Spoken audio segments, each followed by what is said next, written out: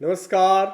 मैं अजय कुमार अलंकार, सेवानिवृत्त अपर निबंधक सहयोग समितियां बिहार पटना यूट्यूब के साकार अंक के माध्यम से एक बार पुनः उपस्थित हूं।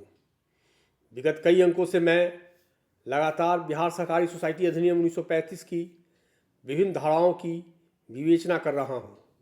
अब तक मैंने धारा 1 से लेकर धारा 26 तक की विवेचना की है, जो क्रमशः अध्याय 1, अध्याय 2 और अध्याय 3 में समाहित है। अब मैं अध्याय 4 में समाहित धाराओं की आपसे चर्चा करूंगा। अध्याय 4 में धारा 27 से शुरू होकर धारा 31-32 तक की चर्चा है। शुरुआत में धारा 27 से करता हूं, जो पंजीकृत सोसाइटी के सदस्यों के अधिकार एवं दायित्व अर्थात राइट्स एवं लाइबिलिटीज़ की चर्चा करता है। पंजीकृत सहकारी सोसाइटी के जो सदस्य हैं उनको कतिपय अधिकार भी अधिनियम ने दिए हैं और साथ ही कतिपय दायित्व अर्थात लाइबिलिटीज़ भी निर्धारित किया है, जिसकी वे उपेक्षा नहीं कर सकते हैं। अब धारा 27 की उपधारा 1 में यह प्रावधान है कि सहकारी सोसाइटी का कोई भी सदस्य नियमों या समिति की विधि में विहित संस्था विषयक अदायगी कर देने के बाद समिति के सदस्य के अधिकारों का प्रयोग कर सकेंगे। स्थिति बहुत ही स्पष्ट है। धारा 27 की उपधारा 1 ने स्पष्ट कर दिया है कि सहकारी सोसाइटी का कोई भी सदस्य नियमों, नियमावली या विधि में विहित संस्था विषयक अदायगी कर देने के बाद ही समिति के सदस्य के अधिकारों का प्रयोग कर सकेंगे। अभिप्राय यह है, यदि मैं पैक्स का उदाहरण दूं तो पैक्स की विधि में स्पष्ट है कि कोई भी सदस्य प्रवेश शुल्क के रूप में 1 रुपया और शेयर के रूप में 10 रुपया की अदायगी करे या किसी एक की भी अदायगी प्रवेश शुल्क के रूप में मात्र 1 रुपये की अदायगी करेगा तो सह सदस्य के अधिकारों का उपभोग करेगा, और प्रवेश शुल्क के रूप में 1 रुपया और शेयर की कम से कम एक हिस्सा की राशि 10 रुपये की अदायगी करेगा तो वह सदस्य के सारे अधिकारों का उपभोग करेगा। मैंने एक उदाहरण दिया है। यह नियम जो है, यह अधिनियम की धारा 27 की उपधारा 1 है। यह सभी सहकारी समितियों पर लागू होता है, लेकिन पैक्स का उदाहरण देकर मैंने आपको समझाया है कि संस्था विषयक अदायगी करने के बाद ही वो सदस्य के अधिकारों का उपभोग कर सकेगा। और मैं अब आगे बढ़ता हूँ कि इस धारा की का प्रंतुक है। वह कहता है कि परंतु इस अधिनियम में किसी प्रावधान के अंतर्विष्ट किसी बात के होते हुए भी किसी सहकारी समिति का सदस्य इस अधिनियम में अधीन बनाई गई नियमावली अथवा विधियों द्वारा विहित यथास्थिति समिति के प्रबंधन में सहभागिता और न्यूनतम अपेक्षित सेवाएं प्राप्त करने हेतु बुलाई गई बैठकों में यथोपेक्षित न्यूनतम उपस्थिति सुनिश्चित करने के बाद ही समिति के बोर्ड के सदस्यों के निर्वाचन में मताधिकार का प्रयोग कर सकता है। ये बहुत महत्वपूर्ण बात है, इसको हमको समझना चाहिए। धारा 27 की उपधारा 1 तो कहता है कि सदस्यता विषयक जो अदायगी है कर देगा तो सदस्य के सारे अधिकारों का उपभोग कर सकता है। सदस्य के सारे उपभोगों में एक अधिकार के उपभोग में एक अधिकार मतदान करने का भी शामिल है, लेकिन उसके प्रंतुक में यह व्यवस्था किया गया है कि सभी सदस्य मतदानाधिकार का प्रयोग नहीं कर सकते हैं। मतदानाधिकार का प्रयोग करने के लिए शर्त लगाया है कि यदि नियमावली में या विधि में इस तरह का प्रावधान हो तो उस प्रावधान के अधीन ही उनको मतदान करने का अधिकार मिलेगा। इसको मैं एक बार फिर पढ़ देता हूँ। यह लिखता है कि परंतु इस अधिनियम में किसी प्रावधान में अंतर्विष्ट किसी बात के होते हुए भी किसी सहकारी समिति का सदस्य इस अधिनियम के अधीन बनाई गई नियमावली अथवा विधियों द्वारा विहित यथास्थिति समिति के प्रबंधन में सहभागिता और न्यूनतम अपेक्षित सेवाएं प्राप्त करने हेतु बुलाई गई बैठकों में भाग लेने के बाद ही यथोचित न्यूनतम उपस्थिति सुनिश्चित करने के बाद ही बोर्ड के सदस्यों के निर्वाचन में मताधिकार का प्रयोग कर सकता है।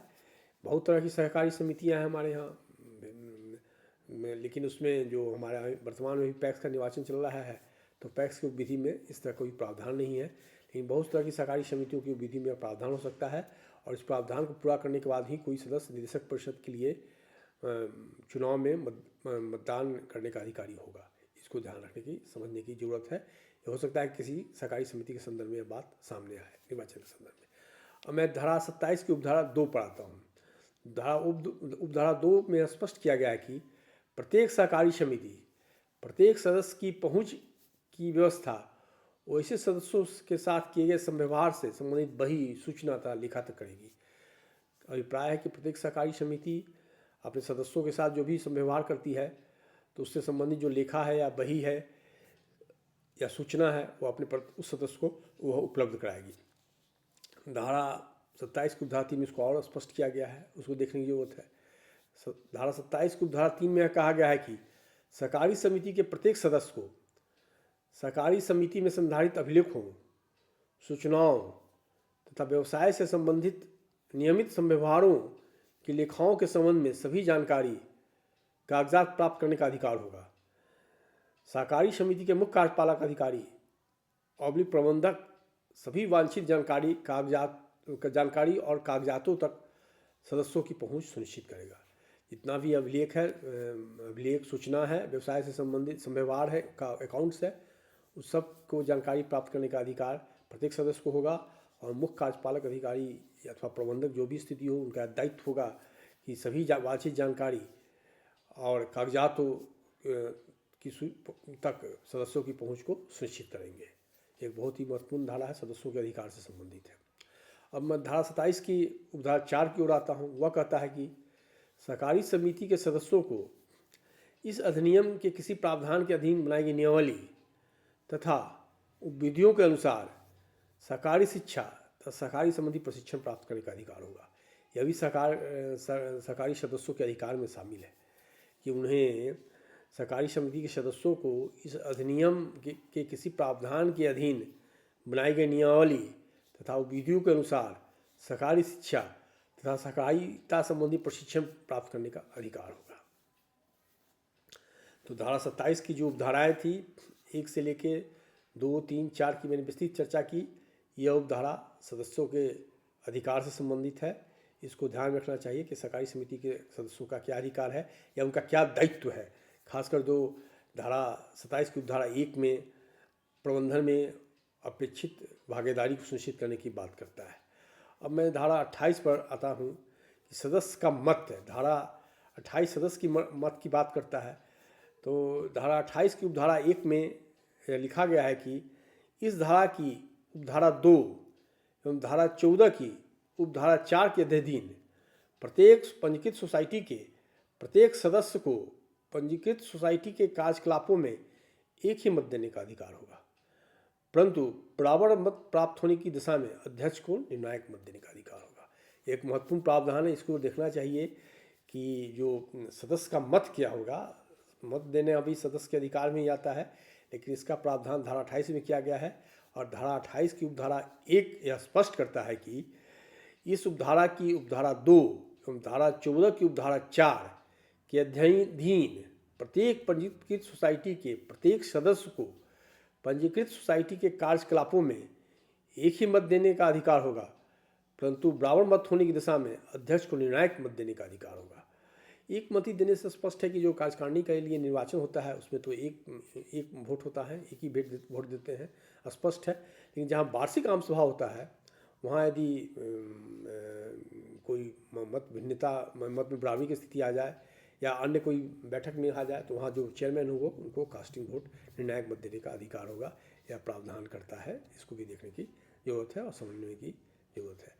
अब धारा 28 की उपधारा 2 में एक महत्वपूर्ण प्रावधान है जो प्रतिनिधियों के संबंध में कहता है। यह कहता है कि किसी पंजीकृत सोसाइटी को जो किसी दूसरी पंजीकृत सोसाइटी का सदस्य हो, किसी पंजीकृत सोसाइटी को जो किसी दूसरी पंजीकृत सोसाइटी का सदस्य हो, उतने मत होंगे जितने उस अन्य सोसाइटी की विधियों में, उस अन्य सोसाइटी मतलब जिस सोसाइटी का वो सदस्य है, उस अन्य सोसाइटी की विधियों में विहित होंगे एवं वह ऐसी विधियां की संख्या से अधिक संख्या में सदस्यों को नियुक्त कर सकेगी मत देने के लिए। परंतु कोई भी सदस्य जो किसी नियम के अधीन होगी, कोई भी सदस्य किसी नियम के अधीन ऐसी नियुक्ति के लिए होगा जो नियम के अधीन नियुक्त नहीं किया जा सकेगा। इसमें डेलीगेट्स की सभा की चर्चा करता है कि किसी पंजीकृत सोसाइटी को जो किसी दूसरी पंजीकृत सोसाइटी का सदस्य हो उतने मत ही प्राप्त होंगे जितने उस अन्य सोसाइटी की विधि में निर्धारित हैं एवं ऐसी विधियों के अनुसार मताधिकार का प्रयोग करने के लिए वैसे मतों की संख्या के आलोक में सदस्यों की नियुक्ति वह सोसाइटी कर सकेगी। परंतु ऐसे ही सदस्यों की नियुक्ति की जाएगी जिनके लिए नियम प्रोवाइड करता है, नियम से वे अयोग्य नहीं हो। यह प्रावधान 28 की उपधारा 2 का है। और मैं 28 की उपधारा 3 के अंतर्गत आता हूँ, उसकी विवेचना करूँगा कि उसमें क्या प्रावधान है। धारा 28 की उपधारा 3 में यह प्रावधान है कि उपधारा में उपबंधित स्थिति को छोड़कर निबंधक की सामान्य अथवा विशेष स्वीकृति के बिना किसी सोसाइटी अथवा सोसाइटियों के वर्ग के लिए प्रोक्षी द्वारा मतदान अभिस्वीकृत नहीं किया जाएगा। मतलब प्रॉक्सिंग वोटिंग को प्रोवाइड करता है कि हाँ, निबंधक की अनुमति को छोड़ के, निबंधक की अनुमति से प्रॉक्सिंग वोटिंग हो सकता है, निबंधक की अनुमति को छोड़कर किसी सोसाइटी अथवा सोसाइटी के वर्गों के लिए प्रोक्षी मतदान प्रॉक्सी वोटिंग स्वीकार नहीं किया जाएगा, उसको मान्यता नहीं दी जाएगी। अब मैं धारा 29 की ओर आता हूँ। धारा 27 की मैंने विवेचना की, धारा 28 की विवेचना की। धारा 27 जो सदस्यों के अधिकार एवं दायित्व से संबंधित है। धारा 28 जो सदस्य या फिर जो प्रतिनिधि सदस्य हैं उनके मतदान की व्यवस्था करता है, उनके मतदान का प्रावधान करता है, और या प्रॉक्सी मत की चर्चा करता है। अब धारा 29 में आता हूँ। धारा 29 का संबंध सदस्य की धीर्ति मतलब प्रतिबंध से है, रिस्ट्रिक्शन और होल्डिंग ऑफ मेंबर्स। धीर्ति का मतलब होल्डिंग। धारा 29 restriction on holding of members का से संबंधित प्रावधान की चर्चा करता है। यह कहता है कि राज्य सरकार अथवा अन्य पंजीकृत सोसाइटी को छोड़कर किसी भी पंजीकृत सोसाइटी के सदस्य को पंजीकृत सोसाइटी की कुल पूंजी का पंचमांश अर्थात 1/5 अथवा नियम के अधीन विहित वैसा न्यूनतम अनुपात से अनधिक हित अथवा दावा नहीं होगा। आम बोलचाल की भाषा में बताएं तो धारा 29 कहता है कि किसी भी सहकारी सोसाइटी में राज्य सरकार अथवा अन्य पंजीकृत सोसाइटी को छोड़कर किसी भी पंजीकृत सोसाइटी के सदस्य को पंजीकृत सोसाइटी के कुल पूंजी का 1/5 अथवा नियम के अधीन विहित वैसा न्यूनतम अनुपात से अनधिक हित अथवा दावा नहीं होगा। उदाहरण के लिए मैं पैक्स का देता हूँ। पैक्स की विधि में यह प्रावधान है कि कोई भी इंडिविजुअल मेंबर, कोई भी सदस्य, उसका जो शेयर हो सकता है वो 1/5 हो, जो अधिकतम 10,000 रुपये तक होगा। मान लीजिए किसी का अधिकृत हिस्सा पूंजी 3 लाख है, इसका मतलब ये वो नहीं कि 10% उसका जो 1/5 हुआ वह ले लेगा, तो वो उस स्थिति में वह 10,000 रुपये का ही शेयर ले पाएगा।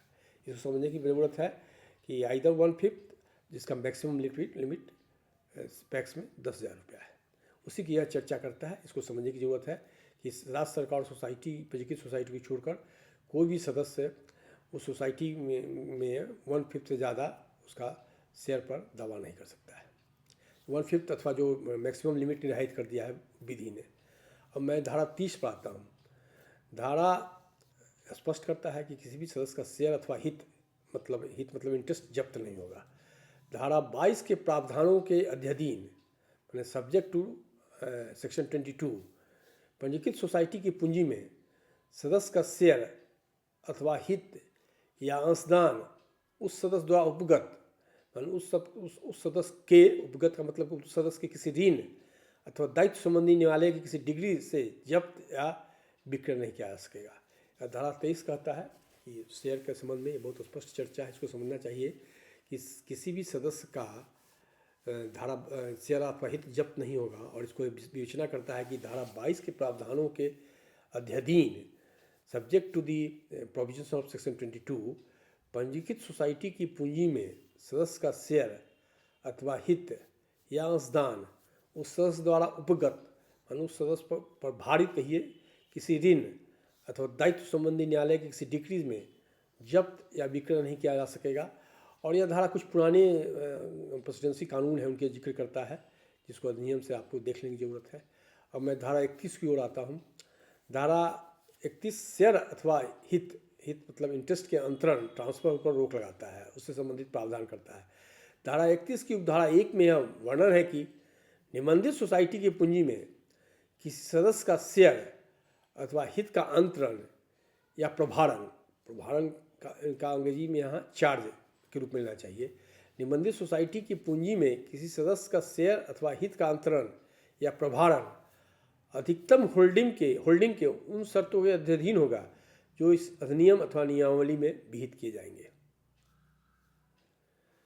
ट्रांसफर के लिए प्रोविजन करता है कि धारा 31 का उपधारा 1 की निबंधित सोसाइटी की पूंजी में किसी सदस्य का शेयर अथवा हित का अंतरण या ट्रांसफर या प्रभारण चार्ज अधिकतम जो होल्डिंग्स हैं उनके शर्तों के अधीन होगा जो इस अधिनियम अथवा नियमावली में विहित किए जाएंगे।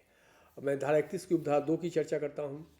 असीमित दायित्व की पंजीकृत सोसाइटी की दशा में सदस्य तब तक सोसाइटी की पूंजी अथवा संपत्ति अथवा उसके किसी भाग में अपने शेयर या हित का अंतरण नहीं करेगा जब तक, बड़ा इंपॉर्टेंट धारा है, इसको देखना चाहिए, इसमें कंडीशन लगाया हुआ है। धारा 31 की उपधारा 2 कहता है कि असीमित दायित्व की पंजीकृत सोसाइटी की दशा में, यह अनलिमिटेड लाइबिलिटीज वाली सोसाइटी की बात करता है। प्रायः हमारा सामना लिमिटेड दायित्व वाली सीमित दायित्व वाली सहकारी समितियों से होता है, लेकिन जो धारा 31 की उपधारा 2 है वो अनलिमिटेड असीमित दायित्व वाली सहकारी समितियों के संदर्भ में चर्चा कर रहा है। मैं आपको बताता हूं कि धारा 31 की उपधारा 2 में क्या है। यह वर्णन करता है कि असीमित दायित्व की पंजीकृत सोसाइटी की दशा में सदस्य तब तक सोसाइटी की पूंजी अथवा संपत्ति अथवा उसके किसी भाग में अपने शेयर या हित का अंतरण नहीं करेगा जब तक क वह वैसा शेयर अथवा हित कम से 1 वर्ष तक धारित नहीं कर चुका हो, कम से कम 1 वर्ष तक धारित नहीं कर चुका हो। ख अंतरण अथवा प्रभारण सोसाइटी को अथवा सोसाइटी के सदस्य को अथवा उस व्यक्ति को जिसके सहायतार्थ आवेदन सोसाइटी ने स्वीकृत किया हो नहीं किया जाए, यह दूसरा कंडीशन है। अब मैं धारा 32 की ओर आता हूँ। धारा 32 भूतपूर्व सदस्य तथा मृत सदस्य की संपदा का दायित्व का निर्धारण करता है। एक्चुअली यह भी एक इम्पोर्टेंट सेक्शंस है। भूतपूर्व सदस्य, उसमें कहता है क्या, धारा 32 क्या कह रहा है, भूतपूर्व सदस्य अथवा मृत सदस्य की संपदा से पंजीकृत सोसाइटी के बाकी ऋण जो उसकी सदस्यता त्यागने अथवा की मृत्यु की तिथि पर यथास्थिति विद्यमान थे का दायित्व वैसी तिथि से 2 वर्षों की अवधि तक जारी रहेगा। धारा 32 की चर्चा आपको बार बार मिलेगी अधिनियम में, परिसमापन के संदर्भ में आगे भी। इसलिए धारा 32 का जो प्रोविज़न है उसको हम को ध्यान रखना चाहिए, इसलिए मैं एक बार फिर सुना देता हूँ, बहुत स्पष्ट स्थिति है। धारा 32 भूतपूर्व सदस्य तथा मृत सदस्य की संपदा का क्या दायित्व है, संपदा पर क्या दायित्व है उसका उल्लेख करता है। यह कहता है कि भूतपूर्व सदस्य अथवा मृत सदस्य की संपदा से पंजीकृत सोसाइटी के बाकी ऋण जो उसकी सदस्यता त्यागने अथवा मृत्यु की तिथि पर यथास्थिति विद्यमान थे का दायित्व वैसी निधि से 2 वर्षों की अवधि तक जारी रहेगा। कहने का मतलब है जो भूतपूर्व सदस्य हो गए या जो मृत सदस्य हो गए उस पर यदि पंजीकृत सोसाइटी का कोई दायित्व है तो वह दायित्व है जो उसकी संपत्ति पर उसकी सदस्यता त्यागने की तिथि अथवा उसकी मृत्यु की तिथि पर जो विद्यमान थे उससे 2 वर्षों तक आगे जारी रहेगा, उससे ज़्यादा जारी नहीं रहेगा। तो आज के अंक में बस इतना ही। मैंने बहुत विस्तृत व्याख्या कर दी। अध्याय 4 तक मैंने आपको विस्तृत रूप से उसका विवेचना की है, सेक्शंस की। अध्याय 1 से लेकर अध्याय 4 तक की विस्तृत विवेचना की है। अब मैं अगले अंक में एक और अध्याय 4 क की विवेचना करूंगा, जो एक नया अध्याय जोड़ा गया है और उसमें वार्षिक आम सभा और वार्षिक विवरणियों का उल्लेख किया गया है। आजकल वार्षिक आम सभा की विशेष चर्चा है, खगड़िया केंद्र सरकारी बैंक के वार्षिक आम सभा को लेकर। तो मैं इस पर अगले अंक में चर्चा करूँगा। तब तक के लिए मैं आपसे विदा लेता हूँ। और मैं एक बार यहाँ कहूँगा आपसे कि हमारी जो बिहार सहकारी सोसाइटी अधिनियम है उसके बहुत कई ऐसे सेक्शन हैं जिनका उपयोग हम दिन प्रतिदिन के कार्य में नहीं करते हैं। कभी कभी ऐसा होता है कि हम अज्ञानता की स्थिति में उसका उपयोग नहीं कर पाते हैं। तो कोई भी सेक्शंस हो उसको समझने की या पढ़ने की ज़रूरत है, और ताकि उसको हम नॉलेज पावर, ताकि उस सेक्शन को हम जान सकें, उसका हम प्रयोग कर सकें, ताकि हमारा जो सुपरवाइजरी पावर है या रेगुलेशन का पावर है वह बना रहे। तो मैं आपको इस अनुरोध के साथ आपसे विदा लेता हूँ। अगले अंक में फिर मिलूँगा। एक बार फिर मैं अनुरोध करता हूँ, यह अनुरोध मैं बार बार कहता हूँ कि आप मेरे चैनल को सब्सक्राइब करें, शेयर करें, प्रचार प्रसार करें। यह शैक्षणिक चैनल है, चटखारा न्यूज़ नहीं मिलेगा कि सब्सक्राइबर एकाएक बढ़ जाएंगे। यह शैक्षणिक चैनल है जो आपको बार बार विभिन्न आयामों के सेक्शंस की जानकारी देता है, जिसकी आपकी ज़रूरत आपको दिन प्रतिदिन के प्रशासन में होगी। अभी मैं देखता हूँ कि अभी निर्वाचन का कार्य चल रहा है, पैक्स निर्वाचन का, तो उसमें बहुत सारी चीज़ों की चर्चा लोग पूछते हैं। तो इसकी यदि आपको जानकारी रहेगी तो आपको खुद उसका समस्या का समाधान कर सकते हैं। धन्यवाद।